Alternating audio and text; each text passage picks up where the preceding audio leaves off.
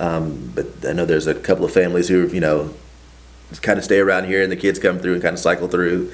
But as far as that, I mean, as far as major history, I haven't heard anything, good, bad, or indifferent, which I mean, I guess that's a good thing. I mean, you'd like to hear, you always hear the bad things. Right. I mean, you never hear the good things, but I don't think it's just kind of that there's no good and there's no bad. I think that's a pretty good thing right there. It's just kind of, it is what it is. Life is, people are people. You're black, you're white, and there might be some more to it, but I don't know it. I haven't heard anything about it, so. Right. No, I think that's interesting because again, I've lived here my whole life, and so I'm curious. I've learned more in the last month and a half, from 2 months working on this than I ever knew, it's just interesting. Yeah. Because I'm like, do you know Jerome Riley? Have you met him? I have not. So he on this video he's talking about there's a whole street of black-owned businesses and restaurant and 4 churches and all this stuff. Which some of it still exists, and some of it doesn't. Just like anything, that's how it's going to go. But I think it's just so interesting to know because you just you watch the news and you again, I'm going to say this one more time. Lived here my whole life. Right. I've traveled. I've been around, but I've never lived anywhere else technically, except for Stillwater for a couple of years. So I don't want to. There's that. Yeah. but it's just interesting to get the world view / national view of something and then the actual hometown view. Right. You know what I mean? And where you're like, okay, I get it. Things were bad. Things have been bad. And there's relations that are problems and there's whatever. But then there's a lot that's good. Like you said. There's all this, I guess just over dramatic, over dramatizing things. So I guess, okay, let me think. I'm kind of talking in circles here, but I'm kind of thinking of what else to ask you. So,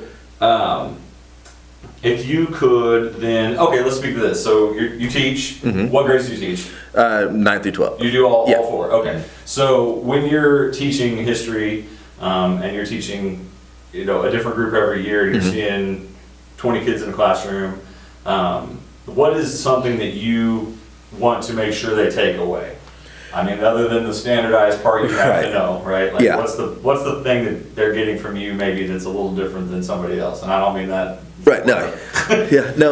My teaching style is different. I tell them if you read it out of the textbook and you process it and the voice you hear in your head is like the textbook reads, you're not learning it. I want you to be able to put it in your own words. Like if you read something, you go tell somebody as you're walking down the hall, this is what happened. You put it in your own words, like you're recapping a movie, or you're recapping your favorite TV show, or you're recapping what you saw at lunch. Then you understand it because it's your voice. Those are your words. That's how you retain it, and that's what I try to do. And that's my teaching style. I kind of give them I'll give them a recap. Like this is what happened. And they're like, is that what they said? It's like they didn't say it like that, but you understand. Like this is the concept. So when you see it in a formal academic setting, it's in words in which you say, in which you understand, and you can translate the two. So now you can have a conversation with somebody, whether it be on the academic level or whether it be just in passing, like, oh yeah, I know about this, I heard this in this class.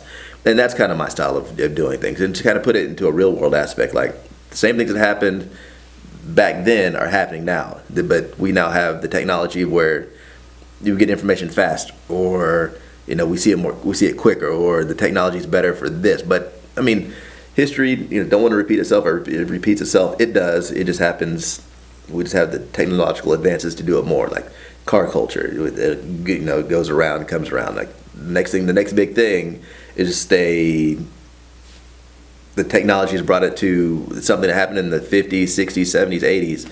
It's just technology's made it better, and now we're seeing it all over again. Like the music they listen to is sampled from something that happened back in the 70s or back in the 50s. It's like, nah, and I'll pull something up. They're like, oh, it's the same beat, isn't it?